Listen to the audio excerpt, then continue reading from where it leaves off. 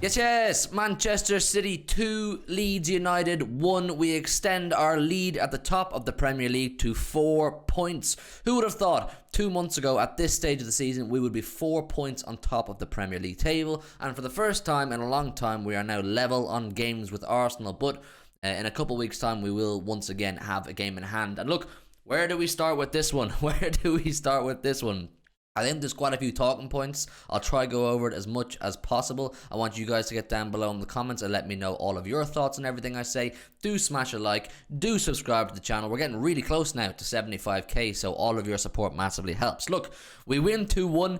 It got a little bit nervy towards the end there, I think it's fair to say. I don't know, did we switch off? Did Leeds get a bit of luck? Let's have a chat about it. Look, Gündoğan, he scores 2 goals today, and I put up a tweet at halftime. I said, sign the papers, Gundo. This guy is criminally underrated outside the Man City fan base, and he's probably one of the best, in my opinion, to ever grace the Premier League in midfield. I think he's the full package. I think when you see both the goals that he scored today, both of them very similar, just went for different sides of the goal. They're very Paul Scholes-esque. He's got this fantastic footballer brain and ability to ghost into the edge of the box when all the defenders don't seem to notice he's there, pick up a position, and then he gets picked out and he puts the ball in the back of the net. I think he's the full package, goal scoring, creator, composer. He has to be up there for me with one of the best of the best.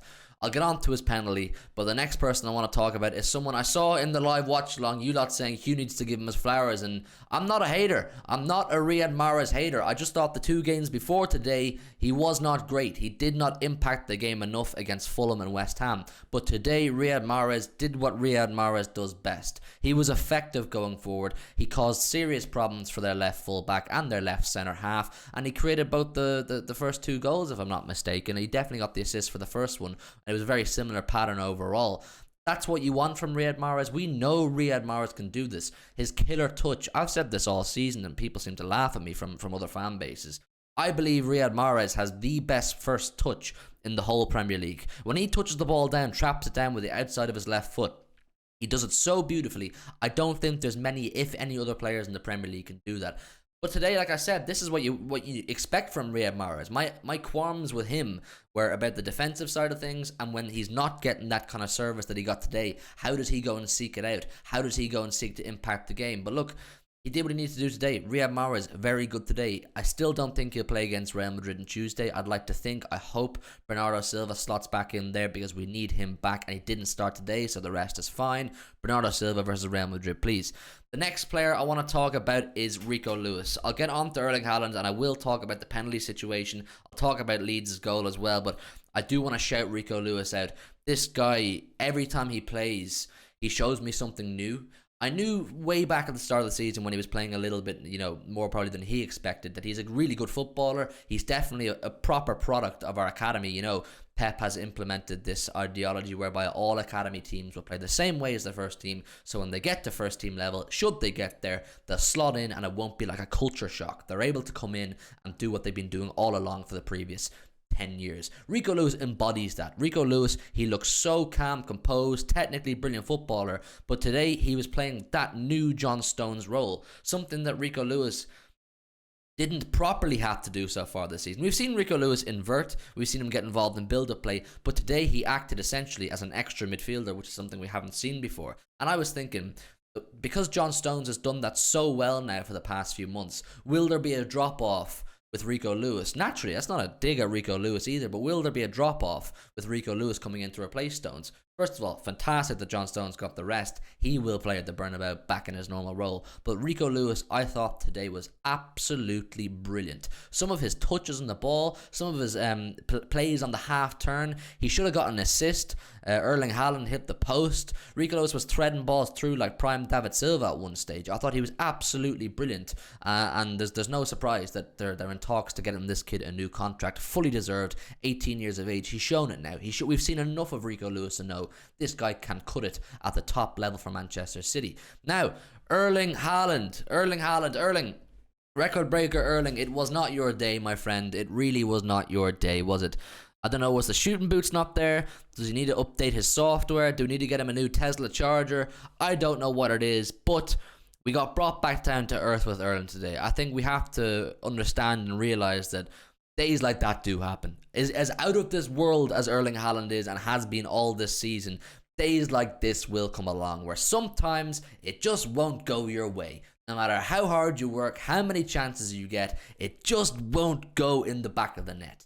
I thought overall his play was good. His runs were excellent. He was picking up great positions, but just that final killer touch, killer shot, header, whatever it was, he had them all today, just doesn't go in the back of the net.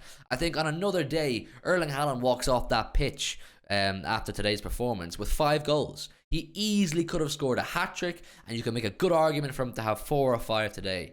I know people are starting to compare him and talk about him chasing down that Dixie Dean record, which has been in place now for nearly 100 years. And today he could have really made a good dash. He could have made a great dash for that record, but you know what? It's just not meant to be, and my priority is not Erling Haaland breaking Dixie Dean's record. I am perfectly happy if Erling Haaland does not score again this season and we win every single game. It's about trophies for the team. It's about team achievements and not Erling Haaland. But I'd love him to do it. But, you know, we still got the result, and that's the main thing. So I do feel for him. You could see the frustration. He was given some great chances on a plate. So was Alvarez too. And they just wouldn't go in the back of the net. So we're lucky that Gündoğan took those 2 goals as well as he did. And now we're on to the penalty. A chance to kill the game, make it 3-0, and see it off. 3-0 City, happy days. We move to the Bernabeu. 4 points clear on top of the Premier League, 20 unbeaten. Bit of a fiasco, wasn't there? Pep is shouting from the sideline, Erling, take it. Erling, this is for you to take. This is your penalty. Get the goal. Get your confidence up. I think Pep was really eager to get Haaland a goal today, whether it was through a penalty or whether through something else. That's why he probably left him on for the full 90 minutes, because he wanted his confidence to be in the best place possible going to the Bernabeu on Tuesday night, but it just wouldn't happen. Gündoğan, I don't know, was it his decision as the club captain? I don't know, did Erling say to Gundo, I don't feel like taking it, but he ended up taking it. I mean, I think it's understandable maybe in a way, with the day Erling Haaland had that up to that point, nothing going his way, if he said, listen, I probably shouldn't take this because everything I'm touching today is turning to shit. It's not working out. So Gündoğan steps up against Pep's orders and he hits the right hand post. Now, I'm saying, damn, that could have really killed the game. That would have done it for us. But fine, it is what it is. There's about 10 minutes to go. Just see it out. Just see it out. Nothing shaky. Let's keep it calm, keep our composure, and don't Leeds go up the other end of the pitch and score a goal. Rodrigo, their top scorer of the season, by the way, for Leeds, scores a goal. And the person I want to criticise in this situation is not someone I criticise too often throughout the season. Manuel Akanji, I'm not sure what you were doing. Anyway, it goes 2-1 Leeds, and I'm saying, damn, this is nervy. This has a banana skin, a bottle job, whatever you want to call it, written all over it because Leeds started to apply the pressure. We were quite lucky that there was only 4 or 5 minutes to go at that stage, because had there been another 10 minutes, God knows what would have happened. But listen, either way, we take all 3 points, and like I keep saying in all these reviews, right now, it's all about results over performance. Like I said a few minutes ago, I don't care if Haaland never scores again this season and we still win the games. It's about winning these football games right now, and that's what we did today. 4 points clear. Arsenal go to Newcastle tomorrow. We'll see how they fare. I think if they drop points to Newcastle, we have the opportunity to clinch the Premier League title at home to Frank Lampard's Chelsea in 2 weeks' time. But we got to go to the Bernabeu first. We got to go to Goodison Park first, and then we got to play Real Madrid at home. So there's a long way to go before we get there, but I think we're in a good position. I think the fact Rodri got a rest today, Diaz got a rest today, Grealish got a rest today, will all work in our favour long term. Today was never guaranteed to be a beautiful performance. It was never guaranteed to be scintillating, tantalising, all the superlatives you want to use, but we got the result we needed. I feel bad for Haaland. I feel bad for Gundo. I think it would have been his first ever career hat-trick at senior level, but it wasn't meant to be. But we'll look back on this if we win a Premier League or we win a treble and go, we still got the 3 points. That's the main thing. Listen, please do me a favour. Smash the like button. Subscribe to the channel like I said. We're getting really close to 75k, so everybody who hasn't subscribed, please do subscribe. Share it around. Get us to 75k. Leave all of your thoughts down below in the comments on today's performance and today's result.